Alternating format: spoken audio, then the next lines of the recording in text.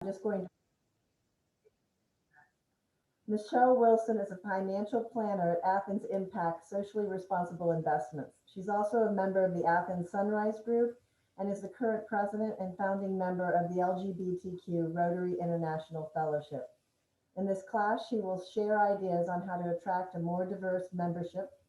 In addition, she'll share what the fellowship group does and how we can welcome LGBT and Rotarians in our communities. Thank you, Michelle. Thank you, Nancy. I appreciate the kind introduction. I'm going to share my screen really quickly because that takes a minute for it to load.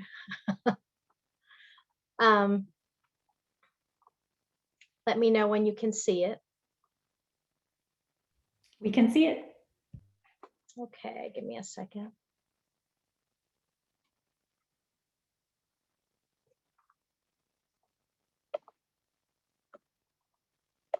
I'll move things around. Sorry about that. Okay, so I appreciate you all inviting me for this. Before we start, I want to make sure everyone knows the meeting is being recorded. Thank you to Steve Heiser for allowing this to be a topic, and to Nancy and Dana for making this event happen and doing the work around making sure that we can be here and manage the process besides just listening. So my screen is not working exactly how I'd like, so just give me just a second.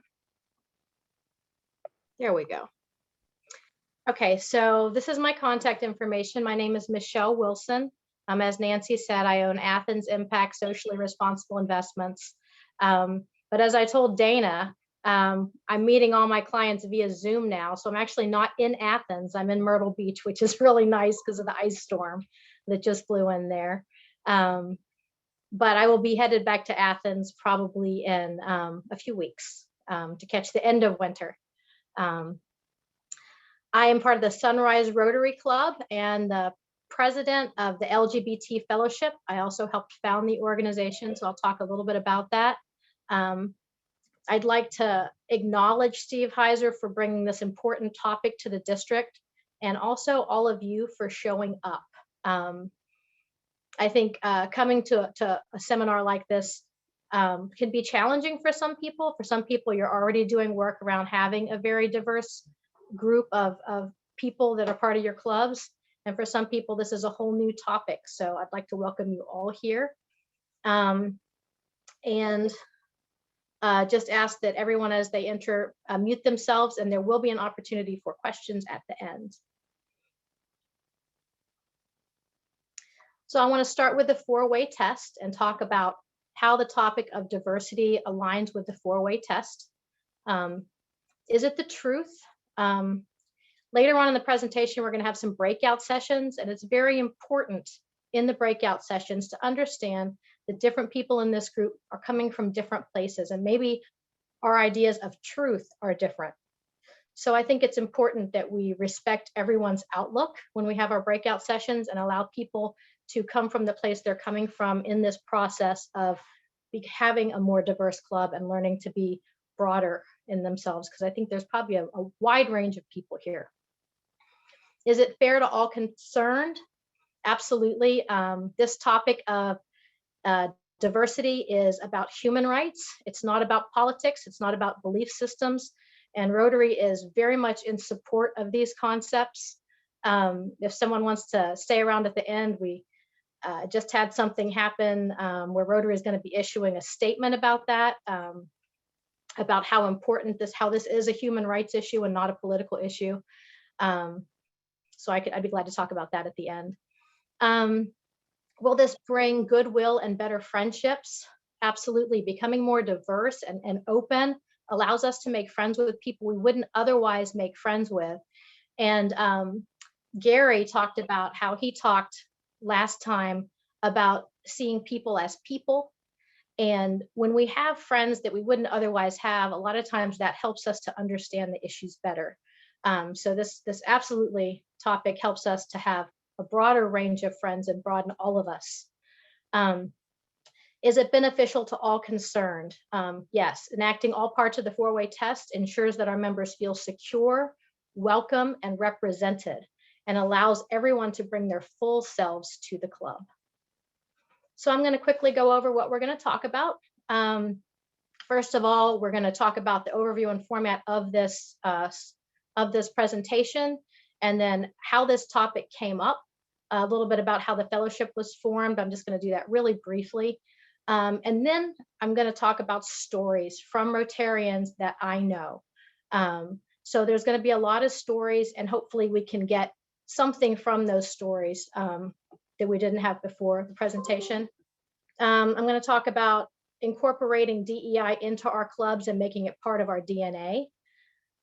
Then more stories from Rotarians, and we're going to kind of talk about some challenges that could come up, and we'll do breakouts. So you pick a challenge and you think about how you would address that in your club, in your area, if that happens. And then we'll talk a little bit about marketing and how you tell people that you are a welcoming club, and about partnerships. And we'll have a little breakout session close to the end where you say, out of all this stuff in the presentation, this is what I'm taking home with me. This is what I'm going to commit to. And then we'll have a couple of really happy stories of things that have gone well in Rotary around DEI and LGBT issues, and we will wrap up. So I want to talk a minute about our team. Dana Vogelmeyer and Nancy Kruger are doing the work to make this happen. They have a lot on their plate right now, but if you need to ask them a question or you need help with tech or something, you can go to the chat and pick their name. So it's Dana Vogelmeyer and Nancy Kruger, and they can help you during this meeting. And that helps it not everybody get the message if you pick them out. So the rules of engagement is to respect each other. Like I said earlier, not many people are coming from different places in their journey in this presentation. So no matter what, always to remember in the breakout sessions and in the presentation to respect each other. There is an expectation of privacy in the breakout rooms. This meeting is being recorded, so somebody could go back and look at the recording, or somebody could go back and look in the room. I mean, the host could, but it won't be part of the recording. So the breakout rooms, there's an expectation that you're going to not talk about what other people in the breakout rooms talk to you about. We are being recorded, so the main part of the presentation will be recorded. Questions will be taken at the end. Okay, so let me talk about the Lgbt Fellowship. I don't know if everybody knows what a fellowship is, but a fellowship is basically a group of Rotarians that have something in common. And when I joined Rotary, or when I went to my first Rotary International Convention, there was not any group of Rotarians that represented LGBT people. And so I helped get that started. And I do a little presentation to clubs that's about 20 minutes where I talk about that process of starting the fellowship and what a fellowship is, but I'm not going to get into that in this.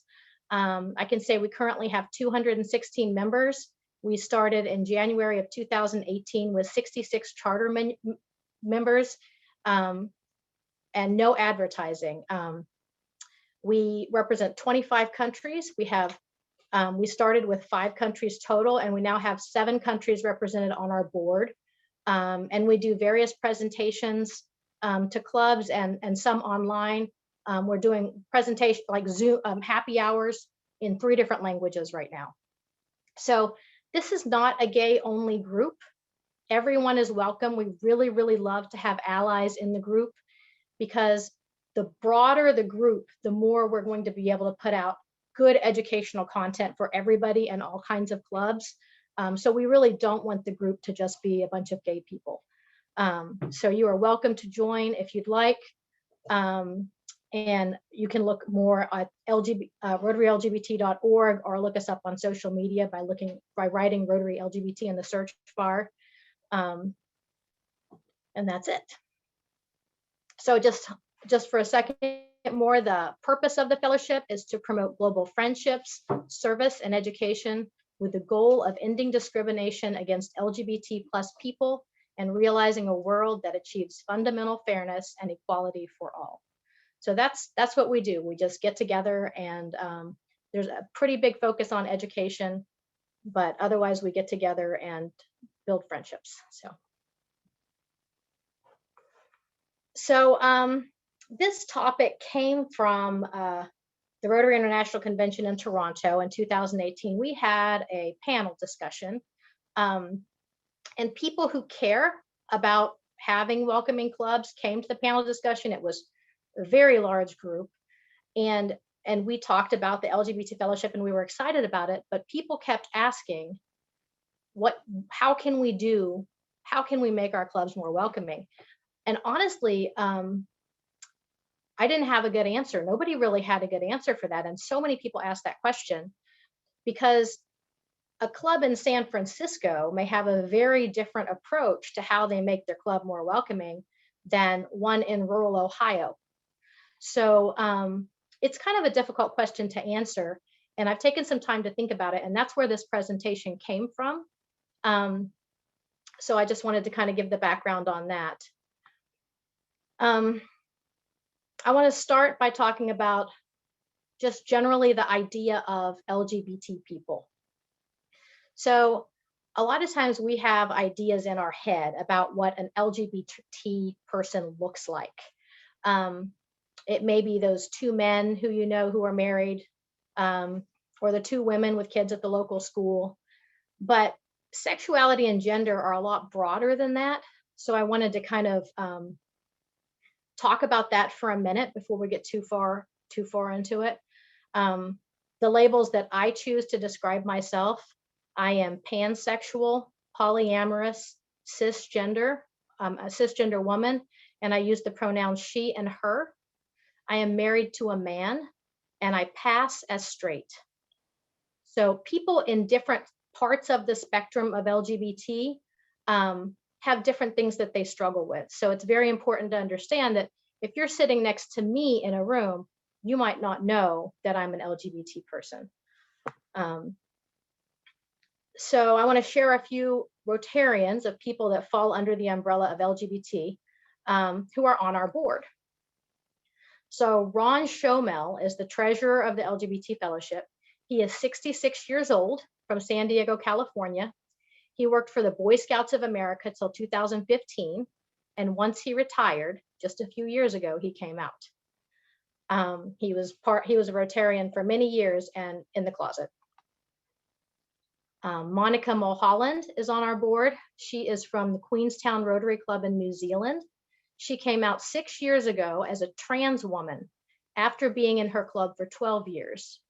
She was the president of her club in 2016 and 17 and was the second transgender club president in Rotary. The first was also from her district, and she just finished her term as the president of Inner Wheel, which is a women's group in Rotary, and she is on the board. The third example on our board of an LGBT person is Piersy Syed Ibrahim Shah, and he is part of the upper leadership in Rotary, and I apologize for not knowing the right terms.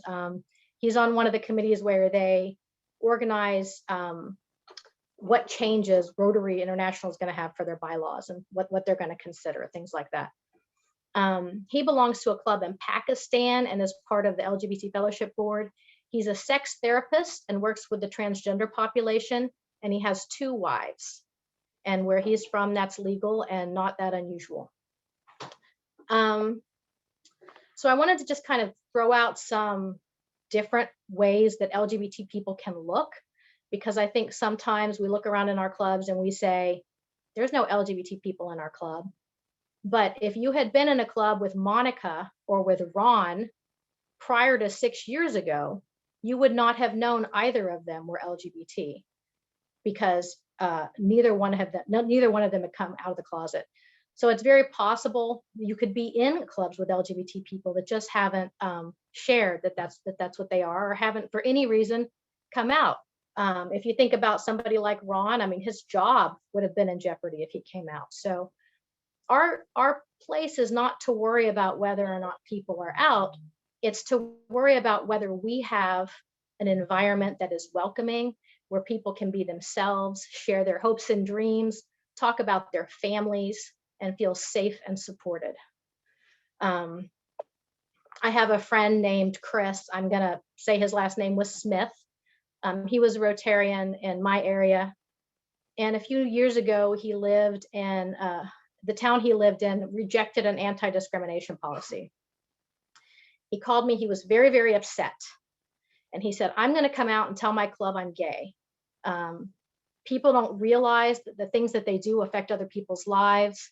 And he felt like maybe if he told them he was gay, they knew him as a community leader, and maybe some of the business leaders in Rotary would change their mind. And in the end, he couldn't do it. He decided he didn't do that, and he ended up getting out of Rotary. And you know, I don't know if he had a reason to be. I don't know if his fears were founded, if it would have been a problem for him to come out at Rotary. The important thing is he felt that way. And so that's what we want to work on, is making sure that our clubs don't make anyone feel that way if we can help it. A good place to start is just thinking about issues of being welcoming and making it part of our DNA. So considering everything from our application process, club documents, diversity. I mean, do we have a diversity statement? On the application, do we have an option for gender besides male and female? Is there an other column? How does the club feel? What words do we use? Do we use words like spouse or partner? Because we want to be inclusive. We want people to be able to talk, you know, instead of saying who is your wife, to be able to say who is your spouse. Do we ask for pronouns? Do we have a plan if somebody shows up and they don't fit into our idea about what normal looks like? And if we don't know where to start, have we thought about having somebody come in and maybe do an LGBT 101 talk, just so that everyone's a little bit more educated about different things, different types of people. When we do service projects, are our service projects inclusive? So if we don't have some sort of a diversity oversight committee or somebody looking over things with that lens, it's easy to miss things that might not be inclusive. And I'll give you an example. Blood drives. And I'm not suggesting we don't have blood drives. I think blood drives are a great idea, but a man who has sex with men, or a person who sleeps with men who have sex with men, cannot give blood. And so if we make a blood drive and we say, did you give blood? We are causing problems for a person who is in that situation. Whereas we could make it a kind of a team project, like how many people can we as a group get to a blood drive? And not ask people directly whether they gave blood, but how many people were you responsible for getting blood donations? So looking at things maybe more as a team. I know I don't think this is the case anymore, but for a long time, the Salvation Army, a lot of people who were LGBT felt uncomfortable with that organization. And so if the Salvation Army is a service project, maybe have an alternative, a food drive or something like that. So more important than whether these particular organizations are something you should do, it's more about having some sort of oversight where you're looking at everything from a DEI perspective. And that's my final suggestion, is to have a team that does that. One example, we have a person that's in our fellowship named Dante, and he lives in Bolivia. And their club has a focus on diversity and inclusion, and they focus on being kind, gentle, and respectful. And so if anything, if there's some kind of a joke that seems inappropriate, he uses the word macho a lot if it seems macho. And I think that has to do with the way they view that type of talk culturally. But they remind each other, they call each other out and say, is that kind and gentle and respectful? So there's different ways to address this as far as a club environment. And that's just kind of a creative one that somebody that I know has tried. So we're already to our first breakout session. So in this session, I'm going to talk about a couple of stories before we go in. And what I want you to do is pick one story and think about how you would address it if this happens at your club. So these are actual stories that people have come to the fellowship and talked about. And there's no right answer. This is just a situation that could be challenging, and what would you do if this happened in your club? So the first one involved two married men who joined a Rotary Club. They were doing great. Everything seemed fine. And the Wives Club approached the men and said, "We don't know what to do with your spouse. Should we invite them to events? We have baby showers. We have things that we invite the wives to, and we don't know what to do with them." And I honestly really respect the fact that the women felt comfortable coming to the men and asking that question. And there's always going to be growing pains when figuring these things out, but that's just one situation. What would you do if there was that type of question with the Wives Club, in your club, trying to figure out what to do? The second one involves a transgender woman who joined a Rotary Club, and the women in the club went to the leadership and said, "We do not want this woman using our bathroom. This makes us uncomfortable." So if that situation happened, how would you handle that at your club? And finally, there was a Rotarian who brought a family member and their partner to a meeting, and one of the Rotarians said something rude to them. And the family members told them, like, "We're never going to come back." So as a club, how would you address this? In this particular situation, the president stood up and said something one time, and that's how they addressed it. But would you go further than that is really what we're looking for. So really quickly, the two men joined and the Wives Club didn't know how to handle it. The transgender woman was using the restroom and the women in the club were uncomfortable. And the person brought the family member and their partner, and somebody said something rude. So those are your three situations. Pick one, and we're going to go out into breakout sessions. You'll each have about 2.5 minutes to talk about what you would do, and then we will join back in as a group. Okay, you'll see a message appearing on your screen to join your breakout room, and we'll see you back in a few minutes.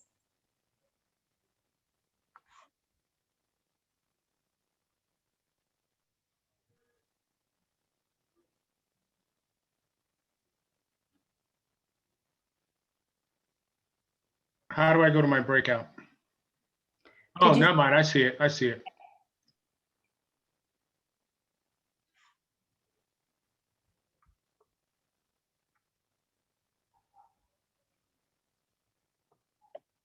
If you haven't joined yet, you should see a message pop up on your screen asking you to join your breakout.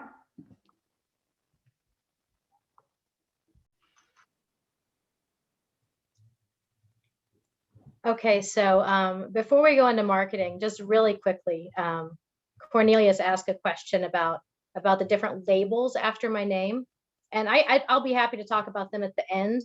But I would like to say, earlier when I mentioned taking an LGBT 101 class, a lot of it is simply vocabulary, because I could tell you my labels, but there's still going to be 50 other ones.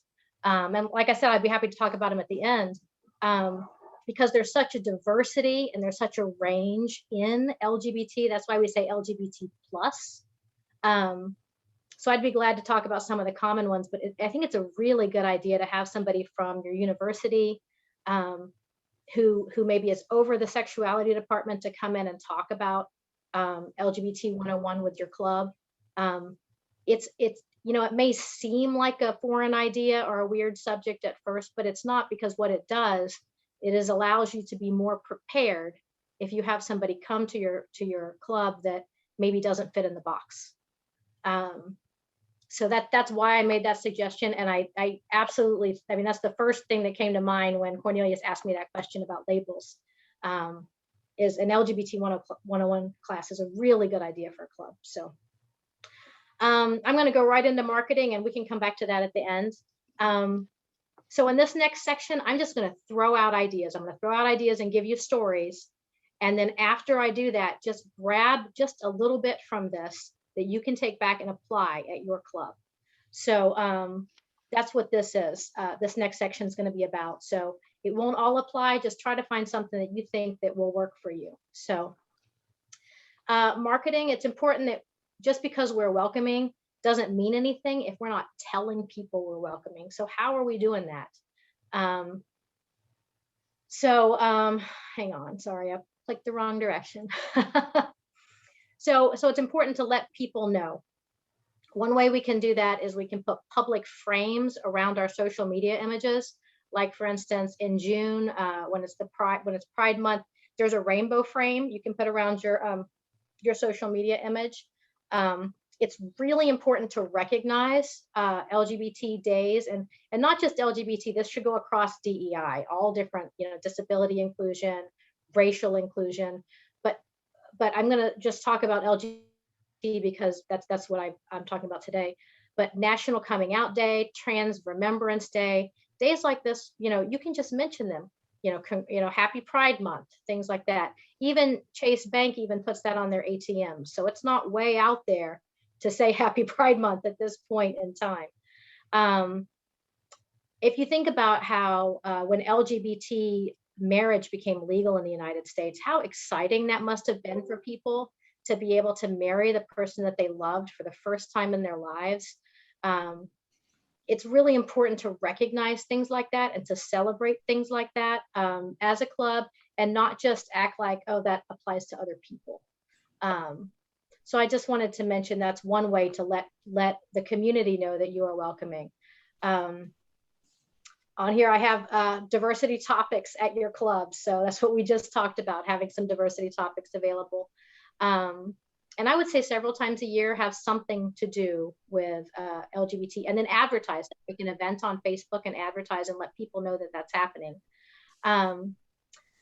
You can do service projects that are LGBT focused. The Bowmanville Club in Canada, I talked to them about a month ago, and they sponsored a rainbow sidewalk in their town. They went through a nonprofit to do that. Stephanie Duenhoff helped with the Rotary Breakout Session that we did last year. Her club is supporting a teen shelter that helps LGBT teens. And they bought them comfort items like baked goods and things that they could use. So there's a lot of different ways to be supportive of LGBT, to do service projects without it feeling so different from some of the things we already do. Some clubs are putting fellowship groups that their members are part of, and obviously the first step would be making sure everybody in the club knows what fellowships are and what's available. But if you list your members and the fellowships they're part of, then if somebody is part of the LGBT fellowship, that would show up in your member list, which could be a way to show that you are welcoming. And also, if you do events that are LGBT focused, for example, if you go to a pride parade, or if you do any of those things mentioned above, take pictures and post them online and say what they are. So, it's not rocket science. It's just making a point to do it, because we can be as welcoming as we want to be. And if we don't let people know, nobody's going to show up. So that's a little bit about marketing. So I wanted to mention a few things about some other things that people are working on, because we can also do partnerships to work with other. We can use things that some of our members are already doing and create partnerships and become part of some things that are happening. So John Wall is a member in Australia. He's working with the Diversity, Equity, and Inclusion Task Force, rolling out DEI to the district. And they're focusing on questions like, what does DEI mean, and how can we work on increasing inclusion in our clubs? Some other things you could do, Alex Handyside, and I believe he's in California. He works with the Rainbow Action Team and the Gay Straight Alliances. So Gay Straight Alliances, hang on a second, sorry, are groups at high schools where gay people and straight people get together and get to know each other. And so, it doesn't have to even be working with adults necessarily. Working with the local high schools, there are groups like that. Konstantinos Pikatou is from Athens, Greece. He's the past president of Rotaract in Athena North. He works on a committee that reports hate crimes and discrimination motivated by sexual orientation and gender identity. Lynn Lazy, who's part of our group out of California, he works with the Rotarian Action Group for Family Health and AIDS Prevention. That was started by a Rotarian that lost her son to AIDS in 1992. And they help children in Africa who are orphaned from AIDS. And they also test people for HIV in a lot of different countries. Another person I know, Juan Pablo Alvarez, is the past president of a club in Bolivia. That they're working on the issue that a lot of times people come out in their lives and they have to go back in the closet when they need care when they get older.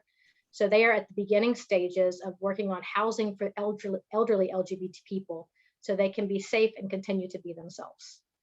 So there's so many areas where we could find ways to help and work on these issues. And we could partner with organizations and do things that are already being done. I made a slide a little bit about partnerships. There's the LGBT Chamber. You know, some of the partnerships are within Rotary, like the Peace Initiative. We could partner with them. Some are outside of Rotary. But I feel like if we just look around our communities, we can find ways to incorporate LGBT service projects and partnerships in our clubs.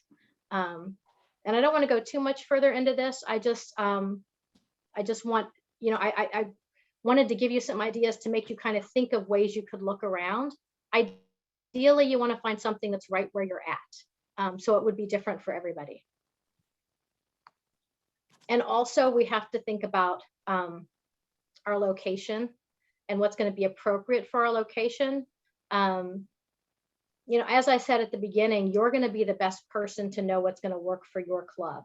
So you can't have me come in and say, this is what you should do. I mean, you have to look at your club. Clubs are so different. You have old clubs and young clubs. And in California, they have an all gay club. Our secretary, Florencia Marin, they have a club in her area that's all men. So, you know, all the clubs are different. And we really have to look at the culture of our club and figure out how we are going to change our culture or add to our culture to make it more diverse in a way that makes sense for us. So with that, I'm going to move into breakouts again. So we're going to go right back into breakouts. And I want you to think about, from all of those things, what are some things you think you could do, take back to your club, and commit to the members in your group. So we're going to break out into groups again, and you can tell them your commitment to take home and apply. And we're almost done after that. Michelle, do you want to give maybe about 5 minutes, and then that leaves us some time on the back end? We can try. That only gives you about a minute and a half a piece. Create. Okay, you should get a pop-up.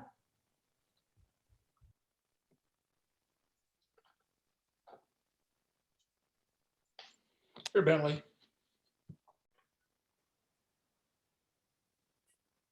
Okay, so I'm going to do a couple of happy stories about things that have gone well, and then we will close up for questions. So really quickly, we talked about Monica Mulholland from New Zealand earlier. She transitioned, when she transitioned to president as a transgender woman, she was told by her friends, they said, you know, there is nothing, you're going to have so many problems because you're in a rural club full of dairy and sheep farmers. And there is nobody who's going to have more problems with this than rural sheep farmers. And she didn't have any problems at all. She was accepted and welcomed. And then when she wanted to join Interwheel, and where she eventually became the president, her friend said to her, the only people who are going to have more problems with this than rural dairy and sheep farmers are their wives. And, you know, she hasn't had a problem at all.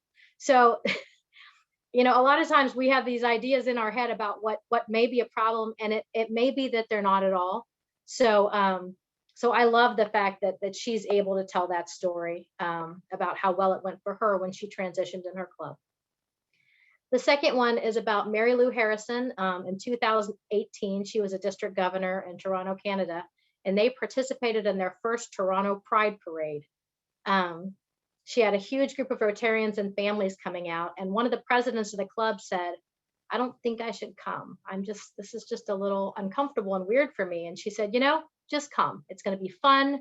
We have all these people coming. Just come. You're president. It'll be fun. And he showed up. He had on his, Rotary shirt with pride on it and everything. And he pulled her aside at the parade, and he said, I really, really want to thank you for encouraging me to come. And she said, oh no, great. I'm glad. He said, no, really. Last night, my adult daughter came out to me.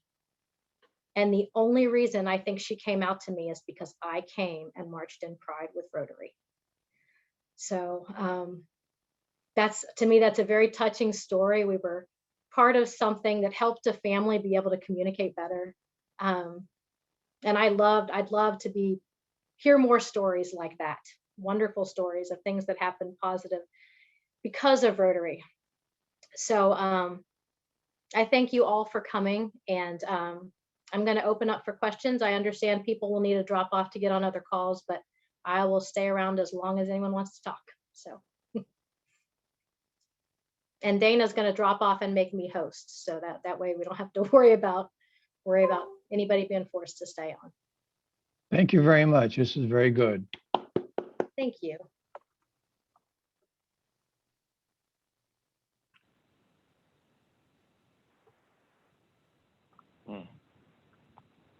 So Michelle, let me ask you. Oh, I'm sorry, Price, go on. No, that's okay. We're probably going down the same path, but I was going to say, do you think maybe a first step is just to really try to raise the vocabulary, the ability to have an intelligent conversation around LGBT plus issues, which might include inviting someone to speak at a club meeting, making that the keynote talk for a club meeting, and just trying to get to raise that up as an important issue in the community. Yeah, and I think I mentioned at the beginning, but I do talks about the fellowship. If you want to start with something that is Rotary related, I can talk about the LGBT Rotary Fellowship, and maybe that will, it depends on the club and how open the club already is. But if you had the Rotary Fellowship come in and then said, okay, maybe we should have a talk about LGBT rights. I think depending on the club would depend on what order you would want to go in on that. And every club's so different. Yeah. Like at my club, for example, I think an LGBT 101 class would be, I don't even know if it would be that helpful. Our average age is probably 35 in the club I'm in. Yeah. But the other club in Athens, I think it could be really helpful if we had somebody from the university come in. So yeah, one way or another, having a speaker or presenter, I think would be a good idea. Why do you think our community had 35, it wouldn't be of use? Say it again. You said you don't think it would be of use because the age group was 35 and better. Why is that? Yeah, I don't think it's because of the age groups specifically. I also live in a university town, and we had a president that was gay. And so I feel like that club is more educated around LGBT issues than even the other group in town, which is actually full of professors from the college. But I think the younger club is probably more educated on those, and I shouldn't even say those issues. I should say on the current vernacular. Okay. And where are you? I'm in Athens, Ohio. Okay. Because it's changed over time. Mm-hmm. So the younger group's going to be more, for example, a lot of LGBT people are now using the word queer, and an older group might think of the word queer as a slur. So in an LGBT 101, they would talk about why that word has been reclaimed and used. Things like that. Then it's based on your geographics as well. Absolutely. Mm-hmm. Yeah, geographics, age, And then the people who are in the club, like I said, and the clubs in my area are mostly people who are university people, which makes a big difference, I think. Thank you. Yeah. Yeah, Michelle, along, I agree, along with educating clubs, my thought is that just like in Toronto, and I think we as clubs have to, I think we have to do things with, service projects, events with LGBTQ organizations. We have to get to know. I mean, one of the issues at Road, it's not that at this point, it's not that people don't know persons who are LGBTQ. They may not have a close attachment to them, as and I think I think to get clubs moving to that next step, we need to take, just like you said, I think we need to be in the gay pride, in the gay pride parade. We need to do service projects with organizations that help LGBTQ youth and adults. We need to get to know the community. That's part of our community, and we need to get to know them better. And once we get to know them better, then things will begin to change. Right. Yeah, So I guess it's just, I think, Steve, we probably all do know someone that is, but they haven't come out, or we haven't sat down and talked across the table about that particular issue. And I don't know how that comes out, but I do think the clubs need to address the issue before it becomes an issue. I mean, the bathroom and all this other stuff, the 101, I think it's a great idea. And I'm sure Nancy will bring it up if I don't at our next board meeting. Well, even just how to, I mean, the 101 just kind of helps you make plans for how you're going to address when things do come up. For example, the challenging thing we talked about where somebody in the club said something rude. The first question is, did they know it was rude, right? And then what is the club's automatic response? Do you have basically an idea what you're going to say already? Because we should have an idea how we're going to respond. And I didn't talk about this during the presentation because I didn't have time, but the national, one of the past national presidents of Brazil made some homophobic comments last week, and Rotary International is addressing that and coming up with a statement that they're going to be issuing. And right now the question is, how widely are they going to broadcast the statement? But now they have a template that when something like that happens, this is what we're going to put out, and it's going to say this is not okay, this does not align with Rotary's values, and things. And they've given him an opportunity to apologize, which I don't know that he's going to. But I feel like as a club, even having an idea, these are the things we stand for, and this is how we're going to approach it if somebody violates the things that we stand for. I mean, that's, and Steve, that was one of the, Michelle, Steve, Body, that was one of the things that came out of our, we discussed in our group session. Okay, what is the policy? And maybe Rotary needs to put out a policy for all districts in terms of tolerance, what is and what is unacceptable. Yeah. I'm trying to process while I'm thinking, while I'm talking, but with the examples, with the 4 examples that you gave us, who's to say, like you was saying before, some of the literature based on the age, the queer, the fag, the homophobia statements that were made or have been made in past meetings that have gone unaddressed. Mm-hmm. Maybe it's time with this training here, not just LGBTQ, but considerations of others. That was a Right. training we did with the Mhm. military. Consideration of others, some type of consideration of Mhm. others Mhm. policy needs to come out and pass down to all the district and clubs. Absolutely. And Rotary International has a very clear diversity statement, but coming out and saying we expect people to follow this in leadership. We expect this to be the way that you communicate about Rotary is a different thing. So that's what I was on several calls with the DEI task force in the last couple of days.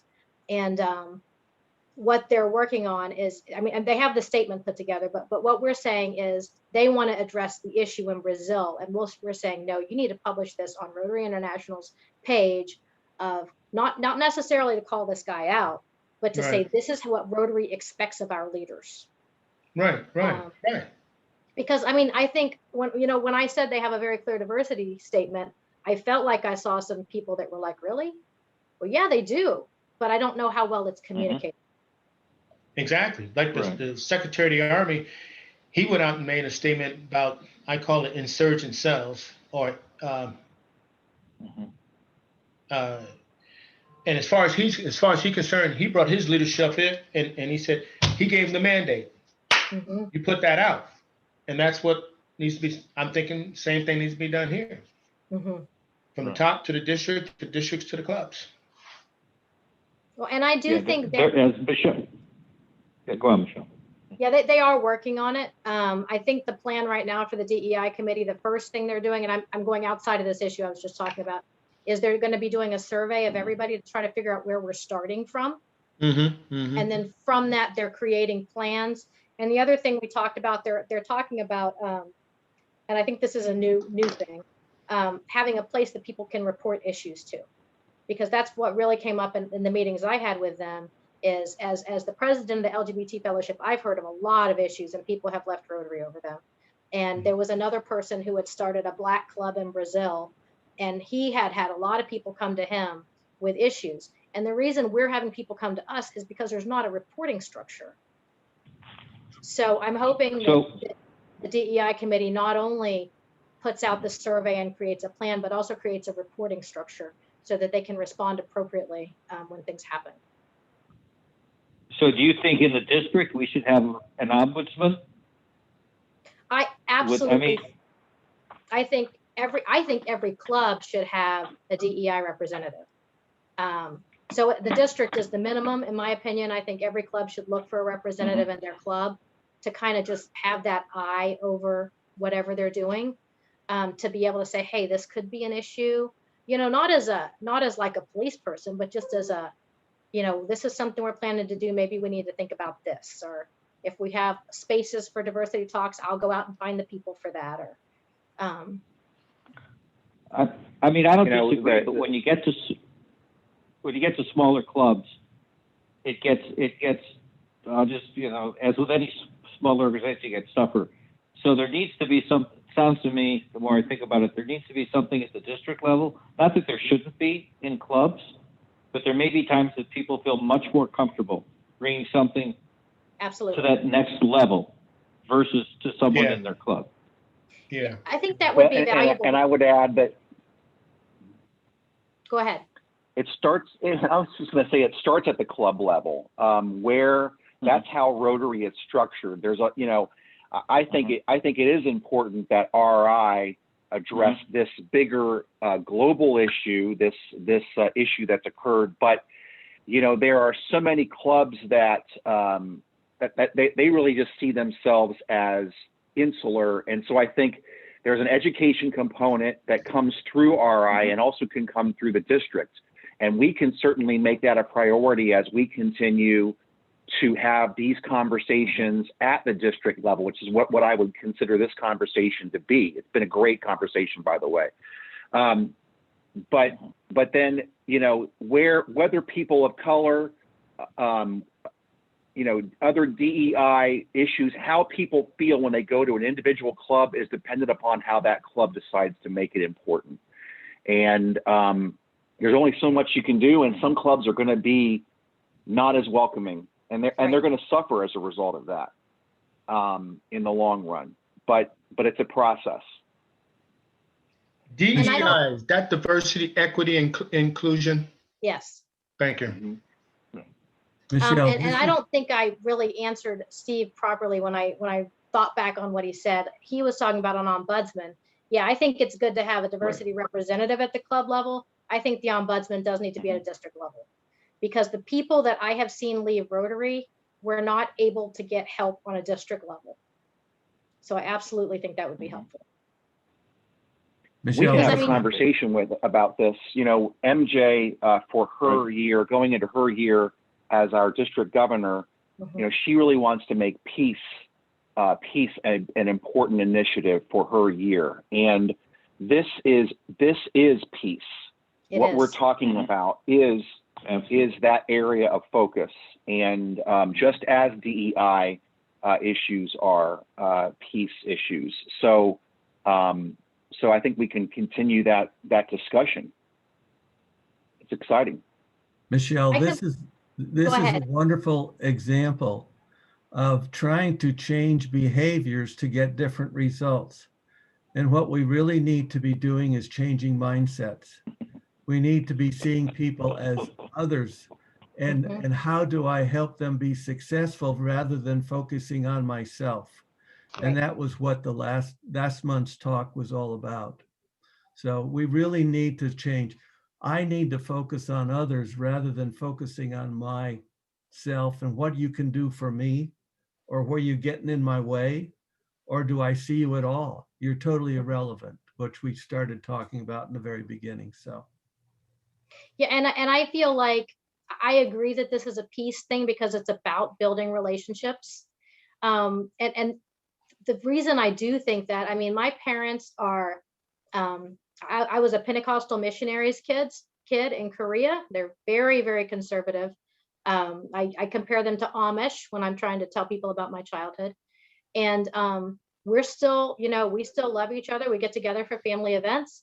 And my mom and I are able to have very valuable conversations that we wouldn't be able to have if we didn't know and love each other. She's a therapist, and I've been able to talk to her to the point that now when she has somebody come into her office and they are coming out, and she's sure that it's not, you know, it's not to get attention, it's they're coming out, she will send them to another therapist because she knows that she's not the best person to help them. And we've talked through, you know, when she worked for Children's Services for a while, and I said, you know, it's more important that children are able to stay with the families that they know, regardless of what sex the parents are. And I really feel like those conversations that I've been able to have with my mom have helped her grow as a person. I know the things that she taught me and still teaches me helps me grow and helps me communicate better. And so it really is about peace. If we just isolated ourselves because we don't agree on anything, we wouldn't learn from each other.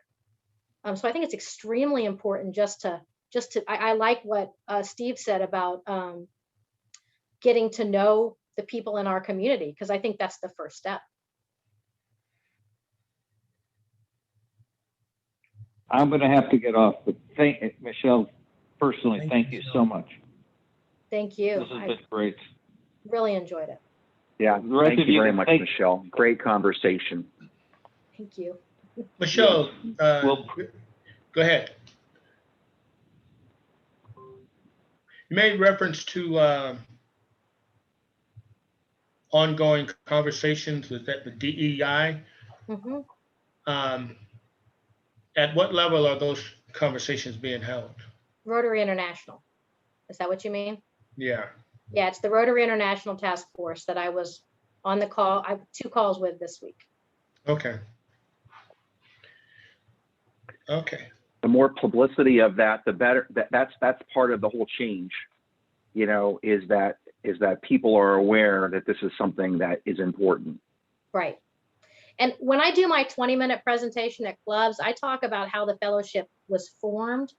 And in the way it was formed, I became confident that Rotary felt like this was important. And when I started the work, I didn't feel like Rotary thought it was important, but the process convinced me that they did.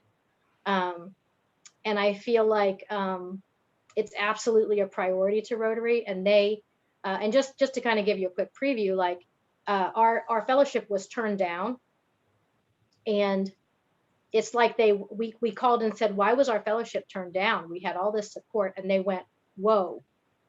And it's like they stopped everything. The first day of the convention, they changed the rules of fellowships to approve our fellowship. So I think it was very important to them to have a group of Rotarians that were LGBT, that were able to say, we are LGBT Rotarians. And they did not want to allow that to accidentally slip through the cracks because of the committee that it happened to be sitting in front of and get turned down. So they made sure, and that's just not something they do. So I feel very confident that this is very important to Rotary. We're going to be hearing more about it as time goes on. Well, it's happening in our businesses, as I tried to make that point at the very beginning, and it's happening in our families. And the more that we're exposed to all of this, the more acceptance that we'll have of these issues. I think trans is the last one to kind of fall into process here. Our law firm has an attorney in transition right now, and we've had a lot of discussion over the last 12 months. I've learned so much just by being a part of this process, and it's really opened a lot of people's minds. And it wouldn't have happened. Well, it might not have happened except for the bravery of the person who's going through this transition to say, hey, I want to stay at this law firm through my transition. I'm willing to talk about it. I want this place to be a place where I can feel welcome. And it has. And it's been a great process for all of us, you know? That's wonderful. So, but it's been a process. Absolutely. Michelle, I didn't get a chance to write down your email because when early spring, mid-spring, I want to invite you out to our club for you to do your presentation. Oh, I would love to do that. Let me write this down in the email just to make sure. And I'll say it's michelle@athensimpact.com. And I put it in the chat for spelling.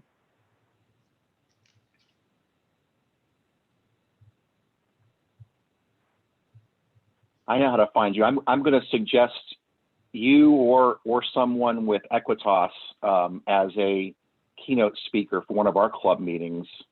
See if we can get a greater understanding. You know, I think our club needs the 101 level, to be honest. Nice. At athensimpact.com? Yes. athensimpact.com. Thanks, Okay. everybody. All righty. Thank you. And I do have your number though. 740. Oh no, I didn't. I didn't get it all. I have 740-447-5540. 5540. Yes. Okay. Michelle, have you done a 101 class at the Athens Noon Club? I have not. And usually what I do at the clubs is my 20-minute presentation where I talk about the fellowship. I've done 101 classes in the past before. I haven't actually done them at Rotary. But it's hard to get it into, it would be hard to get it into 20 minutes, but I could try. We usually have 30, 35. We could probably even do 40 if you need that. Would you agree to come to our club? Absolutely. Okay, will email you with a couple of dates and see if, or we're pretty open. So, just make sure you tell me a date. And can I ask you, did you feel comfortable? I remember that there was a meeting that you announced that you were starting the fellowship. And did you feel comfortable at our club with that topic? Okay, good. And I'll be honest, interestingly, my talks have gone over better at traditional clubs than they have. I've spoken at a few clubs that are majority gay, and I feel like it's just such an old topic at those clubs that people are like, okay, whatever. Because my topic is aimed at an audience that is more broad, where there are people who really haven't looked into it. And so yeah, absolutely, I felt comfortable at that club. I would feel Good. And when if you talk at our club, or when you talk at our club, would you make sure you talk about doing service projects geared toward LGBT yes, organizations or groups or whatever? absolutely. Can you put that in an email for me? Yeah, That would be I really sure nice. will. But yeah, remind me of that, and I will put that into the presentation specially, Okay. because it's not in my regular one, but absolutely. Okay, super. Well, I'm really proud of you. I was wondering in the beginning when you announced this fellowship that I wonder how far she'll go with that. And I'm just so proud that you've really done it. Oh, it's been a lot of work, but it's so exciting to see it grow. Oh, wow. So we are leaps and bounds away from where we used to be. We've got a committee structure set up, and we're charging dues and have a pen, and people are coming to us. We haven't ever advertised yet. It's really neat to see. Oh, that's great. It's really interesting to see the differences and challenges around the world too. Yeah, I bet. So different. I bet. So good. Well, good to see you. Good to see you too. We'll see you again soon, okay?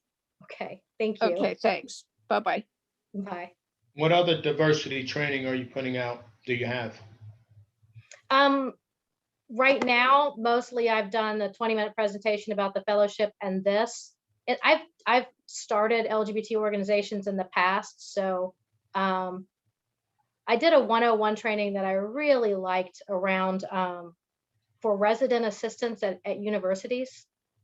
And I did that for several years in a row. And that was really interesting because I was teaching it at Marietta College, and we would have people coming over from Pakistan and a lot of countries where it was not okay to be gay. And then they might be a resident assistant at the college and over people who may be coming out. And so it was a really challenging training to put together, but it was really good. I really enjoyed doing that. That was probably my favorite one. And the ones I've done, like I did a whole series of programs at the Unitarian Church that I'm part of. The ones that I think are very helpful, but I also think are very boring and people don't want to come to, are the ones that really center around the changes in vocabulary. So what I've done since then is I mention vocabulary lightly, and then I will pass out a vocabulary sheet, because people don't want to spend 30 minutes talking about vocabulary. They might want to look it up if they have a question, you know? Mm-hmm. Mm-hmm. Okay.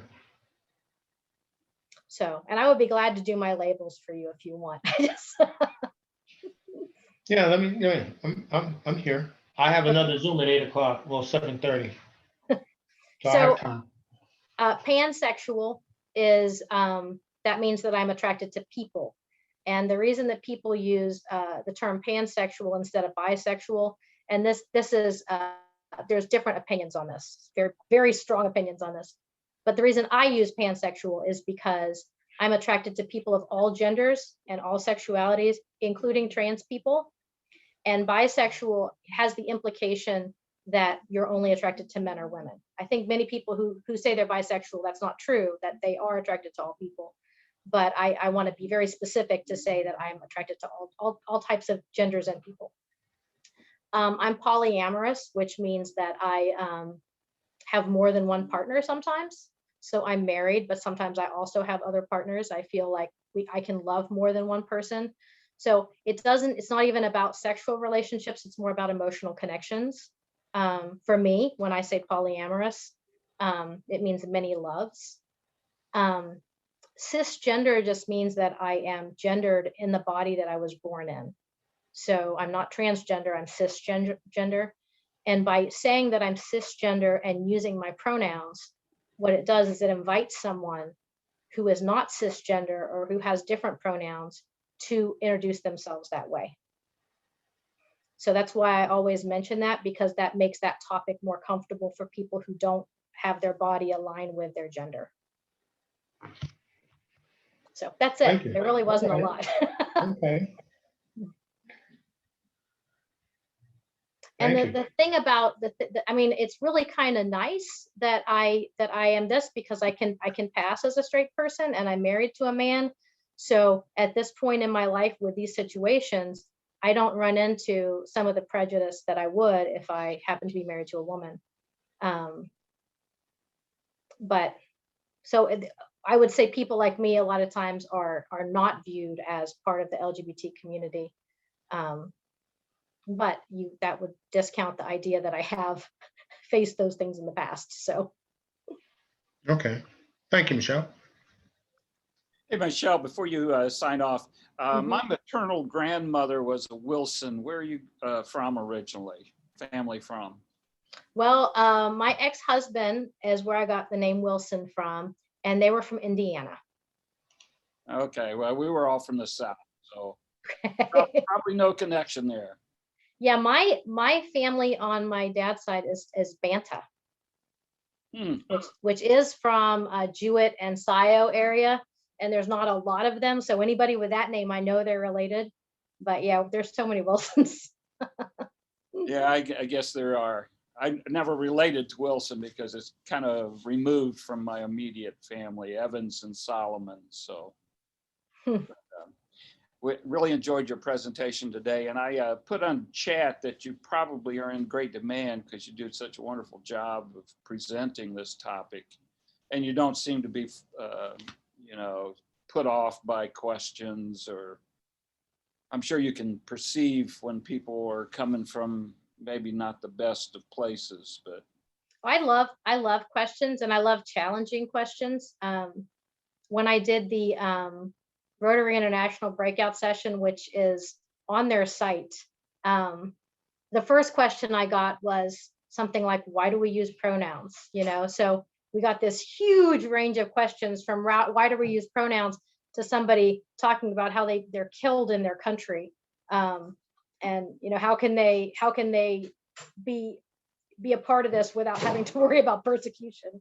So I love to hear input and hear questions. I just I don't know. To me, that's the best part of it.